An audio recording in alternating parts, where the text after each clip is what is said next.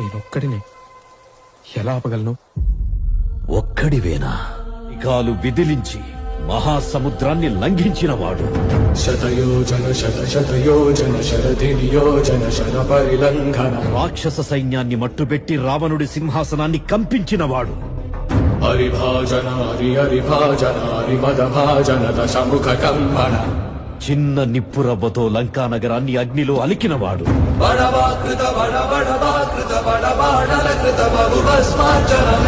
త్రేతాయుగంలో రాముడి నీడయ్యాడు.